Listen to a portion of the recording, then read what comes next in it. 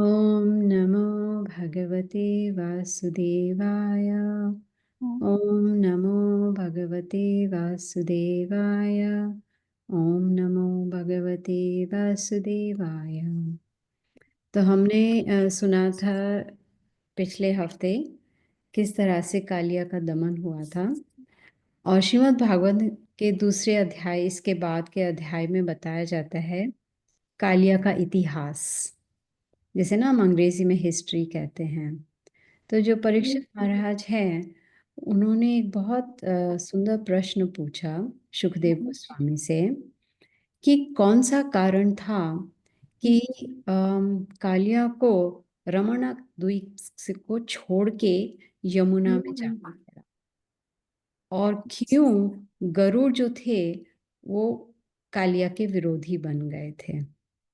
तो सुखदेव गोस्वामी प्रसन्न हुए ये प्रश्न से, क्योंकि उन्हें भी अवसर मिला कृष्ण की लीला के बारे में सुनाने का, और परीक्षित महाराज के कारण आज हम ये लीला सुन रहे हैं। तो सुखदेव गोस्वामी ने कहा कि जितने भी नाग थे वो सब बहुत भयभीत थे कि गरुड़ हमें खा लेंगे। अब गरुड़ जो है वो पक्षियों का राजा है, और उनका भोजन तो नाग है, नाग खाना। और तो गरुड़ और इन सब नाग ने आपस में एक व्यवस्था स्थापित की कि हर महीने में एक बार हर एक नाग कुछ न कुछ प्रसाद के रूप में गरुड़ के लिए छोड़ जाएंगे। तो इस तरह से गरुड़ को किसी को भी खाने की आवश्यकता नहीं पड़ेगी। तो सब प्रसाद तो छोड़ जाते थे, अपने अपना जिनका जिनका समय आता था वो प्रसाद छोड़ जाते थे वट वृक्ष के पास। लेकिन जो कालिया, जो इतना अहंकारी था, वो वहां जाके वो प्रसाद खा लेता था, गरुड़ के लिए नहीं छोड़ते थे। अब गरुड़ जो है वो भगवान विष्णु को बहुत प्रिय हैं, और उनका वो सामान्य भोजन था नाग खाना या मछली खाना। तो ये तो पक्षी का भोजन होता है। तो जब गरुड़ ने देखा कि ये अहंकारी कालिया जो है वो मेरे हिस्से का जो भोजन है वो ग्रहण कर रहा है, तो वो आग बबूला हो गए और वो कालिया को मारने के लिए गए। अब कालिया ने क्या किया, अपने फन उठाए और अपनी क्रूर जिह्वा दिखाई, और अपने गरुड़ को अपने विष के दांत से काटने की कोशिश की।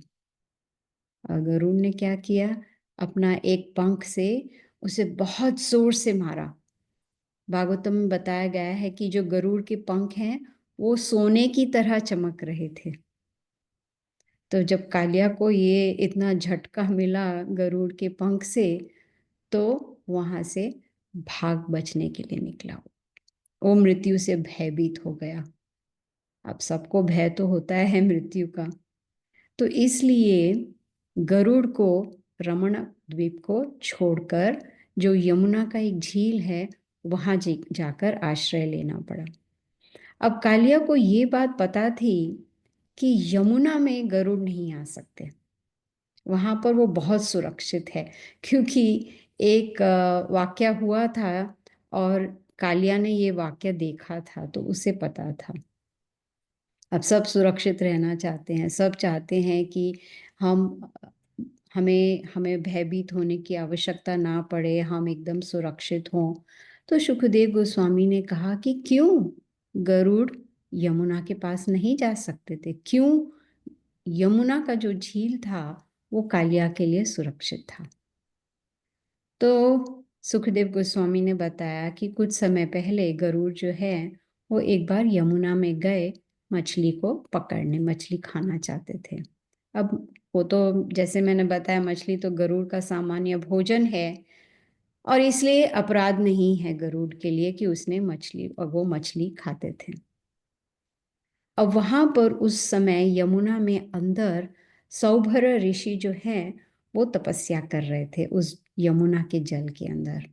और जब उन्होंने देखा कि गरुड़ जो है वो मछली को खाने की कोशिश कर रहे हैं, तो उन्हें रोका। जो ऋषि थे वो उस मछली के प्रति दया दिखाना चाहते थे, जल प्राणी की तरह।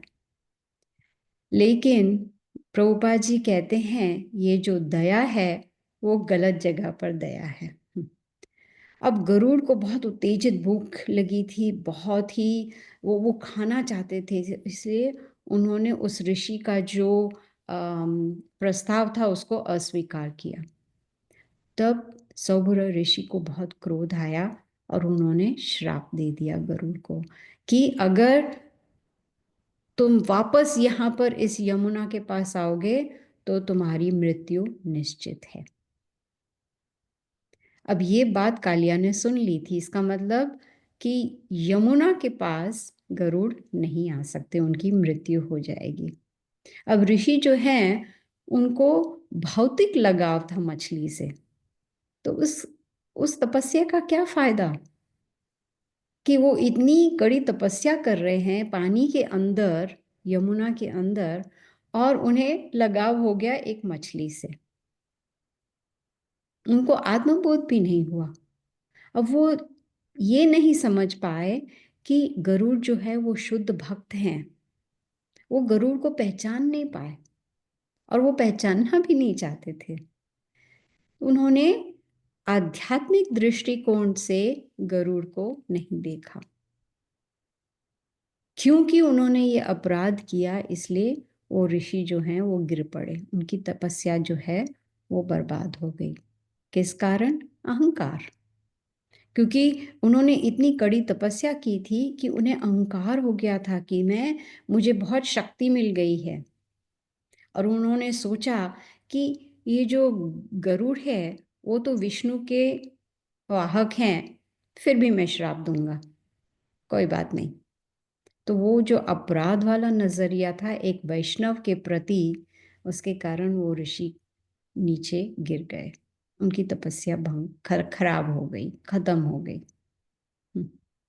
कृष्ण के प्रति कोई अपराध करता है तो कृष्ण इतने क्रोधित नहीं होते हैं, लेकिन उनके भक्तों के प्रति अगर कोई अपराध किया तो वो दंडनीय हो जाता है। तो जो ऋषि का शुभ पद था वो नष्ट हो गया। 9वें स्कंद में बताया जाता है ये जो सौभरी ऋषि हैं उन्होंने बहुत सारी खूबसूरत खूबसूरत कन्याओं के साथ विवाह किया था, लेकिन बाद में उन्हें पछतावा हुआ था कि मैंने इतनी कड़ी तपस्या की थी, इतनी सिद्धि प्राप्त की थी, लेकिन क्योंकि मैंने गरुड़ को श्राप दिया था इसलिए उनका पतन हो गया। अब ये श्राप के कारण कालिया जो है वो यमुना में रहता था।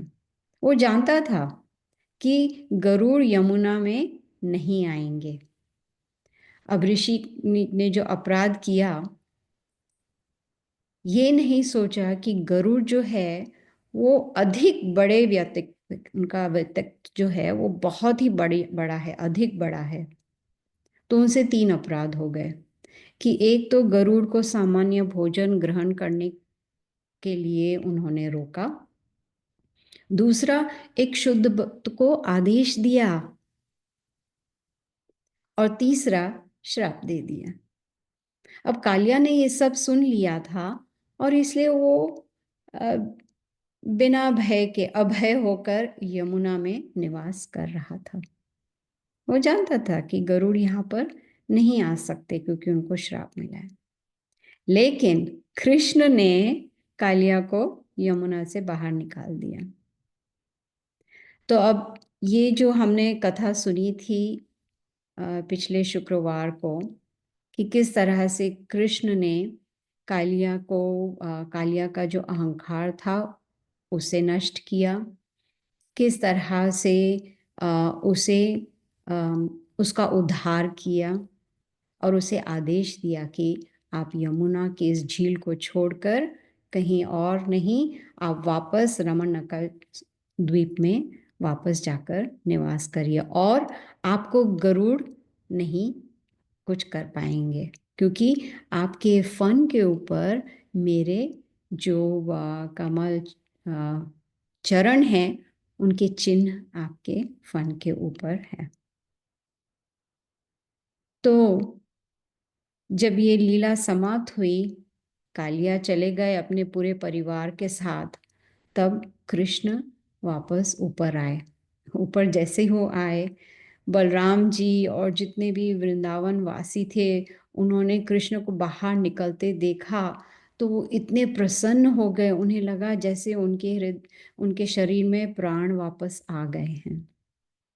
और उन्होंने क्या देखा, कृष्ण जो थे वो बहुत ही सुंदर प्रतीत हो रहे थे। उनके आभूषण, उनके वस्त्र सब इतना, क्योंकि हमने सुना था पिछले शुक्रवार को कि किस तरह से जितने भी नाग थे, जो कालिया उनकी जो पत्नियां थी, उन सब ने भगवान श्री कृष्ण को उनकी पूजा की, उन्हें बहुत अच्छे आभूषण और वस्त्र सब पहनाए, फूलों की मालाएं, और सब जो थे वो आगे आए कृष्ण का आलिंगन करने, क्योंकि वो इतने प्रसन्न हो गए कृष्ण को वापस देख के। बलराम जी ने तो कृष्ण को अपने गोद में उठा लिया, वो तो बड़े भाई थे, उठाया और बार बार कृष्ण को देखने लगे, जैसे बहुत समय पश्चात वो कृष्ण को देख रहे हैं। अभी कल ही तो मिले थे कृष्ण से, और सुबह भी घर पे मिले थे कृष्ण से, लेकिन उन्हें ऐसा प्रतीत हुआ जैसे बहुत समय के बाद हमें कृष्ण के दर्शन हो रहे हैं, और बार बार देखने लगे। और जो वहाँ वृंदावन के वासी थे, उन्होंने कहा, हम इतने प्रसन्न हैं कि कृष्ण अब सुरक्षित हैं। और वहाँ जो ब्राह्मण थे, ब्राह्मण नहीं, जो वृंदावन वासी थे, उन्होंने नंद महाराज से कहा कि आपका पुत्र देखो सुरक्षित वापस आ गया है यमुना में से, अब आप ब्राह्मणों में दान कीजिए। और नंद महाराज भी प्रसन्नता पूर्वक गाय, सोना, चांदी वो सब ब्राह्मणों में बांटने लगे, दान देने लगे। प्रभुपाद जी बताते हैं इस अध्याय में कि ये कालिया दमन की लीला के बाद सब बहुत थके हुए थे, भूखे प्यासे, क्योंकि इतने समय से कुछ खाया नहीं पिया नहीं, सिर्फ चिंता में थे कि कब हमारा कृष्ण हमारे पास वापस आएंगे। तो क्योंकि वो इतने भूख में थे, बहुत प्यासे थे, थकान बहुत थी, तो उन्होंने सोचा कि हम आज रात यहीं पर ही विश्राम करते हैं, कल सुबह वापस घर जाएंगे। तो वहीं यमुना के तट पर ये सब जो हैं वहाँ पर सो गए। अब सो तो गए, अब हमने देखा है कि जब बहुत थकान हो जाती है, वैसे भूख प्यास हो लगती है तो नींद तो आती नहीं है। हम सोचते हैं कि कब हम जाएंगे किचन में, देखेंगे क्या खाने को है, क्या पीने को है। पता नहीं आप में से कितने लोग आधी रात को भी उठ के जाते हैं फ्रिज में देखने की क्या है खाने को पीने को। लेकिन ये इतने प्रसन्न थे कृष्ण को देख के कि ऐसा लग रहा था जैसे भूख प्यास उनकी मिट गई है, लेकिन बहुत थकान थी, इसलिए सब सो गए थे। लेकिन आधी रात को उस वन में आग लग गई, और जब आग लगती है तो चाहे हम सो रहे हों, गहरी नींद में हों, फिर भी जो आग का ताप है वो हमें जगा देता है। मैंने एक कहानी सुनी थी, दो व्यक्ति थे जो बहुत ही लेजी को क्या बोलते हैं हिंदी में अ, क्या, आलसी। आलसी, हाँ, बहुत ही आलसी थे। तो कमरे में सो रहे थे, दोनों एक ही बिस्तर पर सो रहे थे। सुबह हो गई थी, धूप निकल आई थी, फिर भी सो रहे थे क्योंकि बहुत आलसी थे। तो अचानक उनके जो कमरे में आग लग गई थी। अब उनको आग आग लग गई थी, तो वो ताप से उनको महसूस हुआ कि हाँ आग लग गई है। तो एक ने दूसरे से कहा, बीबी, बीबी, बीबी मतलब बैक बर्निंग, भाई मेरी पीठ जल रही है। उसको पूरा शब्द भी बोलने का इतना आलस हो रहा था कि बोले कि बैक बर्निंग, मेरी पीठ जल रही है, नहीं बी। तो दूसरा उससे भी महा आलसी, तो उसने कहा टी-ओ, टर्न ओवर कि आप पलट दूसरी तरफ पलट जाओ, इतने आलसी। लेकिन ये जो वृंदावन वासी थे, जैसे ही उन्हें ताप का महसूस हुआ कि हाँ आग लगी है, वो एकदम से जाग गए और चिंतित हो गए। और चिंतित हो गए ये सोच के कि अब हम सब जल ना जाएं इस आग में। तो उन्होंने सबने क्या किया, वो सब भागे भागे गए कृष्ण के पास सुरक्षा के लिए, क्योंकि सबको पता था कि, और सबने सुना भी था, और गर्ग मुनि ने तो ये कहा भी था कि ये जो छोटा सा बालक है उसमें इतनी शक्ति है कि ये सबको पार ले जा सकते हैं, सब मुश्किलों का सामना करा सकते हैं।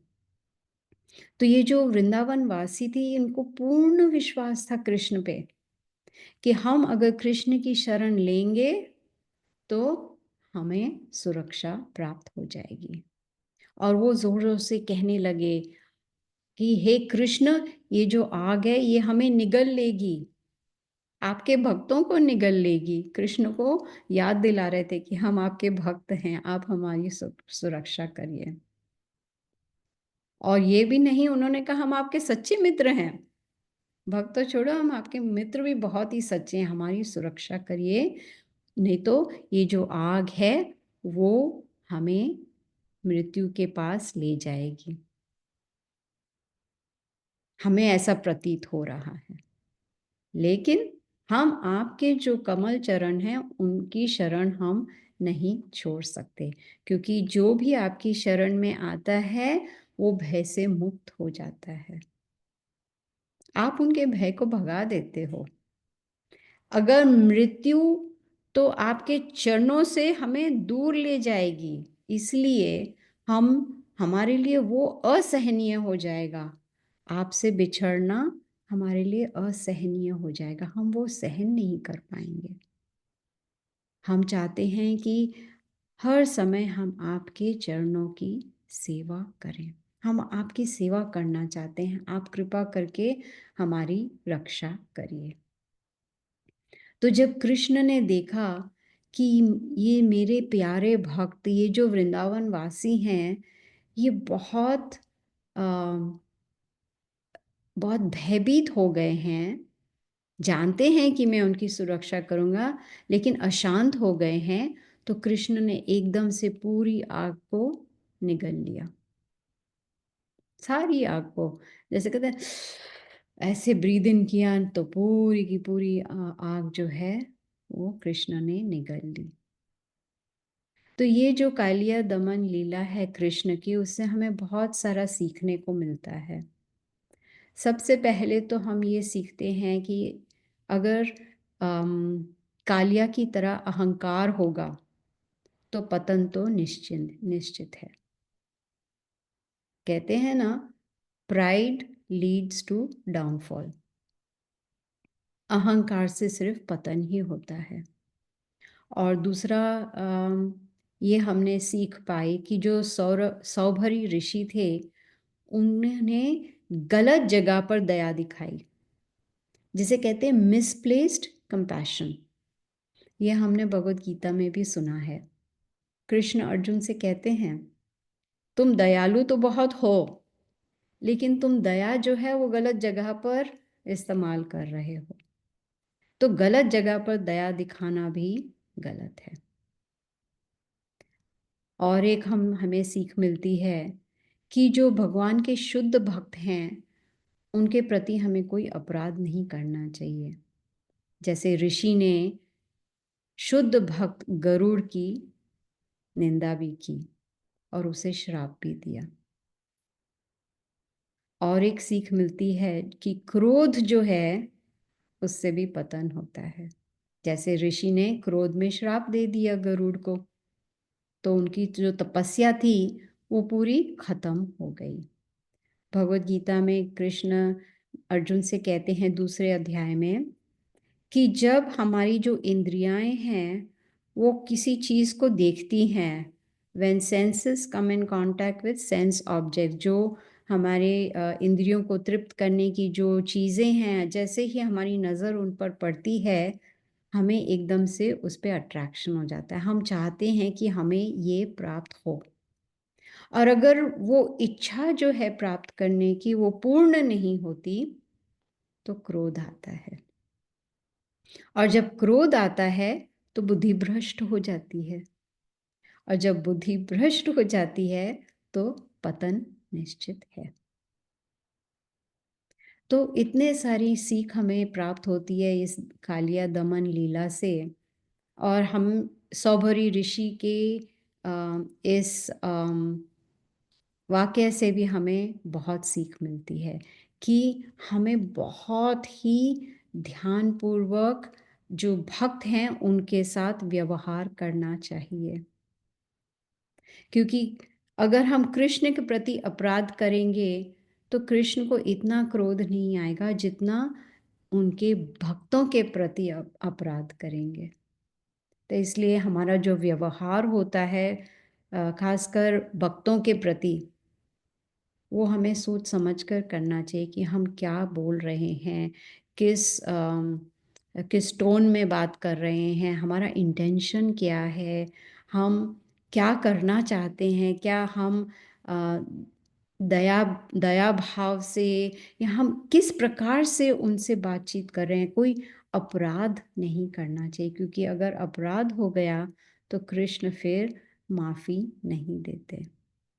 तो कृष्ण पर पूर्ण विश्वास जिस प्रकार वृंदावन के वासियों का था, उसी प्रकार अगर हम भी कृष्ण के ऊपर पूर्ण विश्वास करेंगे, तो हमारा भी उद्धार हो सकता है। हम सुरक्षित रह सकते हैं और भय से परे भी रह सकते हैं, मतलब अभय बन सकते हैं। तो ये जो लीलाएँ हैं, ये श्रीमद् भागवतम के 10वें स्कंद में सुनाई जाती हैं, जो शुकदेव गोस्वामी परीक्षित महाराज को सुना रहे हैं, और इससे हमें बहुत कुछ सीखने को मिलता है। ये नहीं है कि हम हर शुक्रवार को आते हैं ये लीलाएँ सुनने को, कि ये कोई एंटरटेनमेंट है। ये हम इसलिए नहीं सुनते हैं कि चलो मन को अच्छा लगेगा, बहुत प्रसन्नता होगी, नहीं। इसमें से हमें सोचना चाहिए कि हम क्या सीख सकते हैं और क्या-क्या हम अपने जीवन में उतार सकते हैं। तो इस तरह से ये जो लीला है, ये यहाँ पर समाप्त होती है, और अब मैं हरे कृष्णा, अगर आपका कोई प्रश्न है तो पूछ सकते हैं। अ, हमारे पास 7 मिनट हैं। तो अगर किसी का कोई प्रश्न है तो पूछ सकते हैं।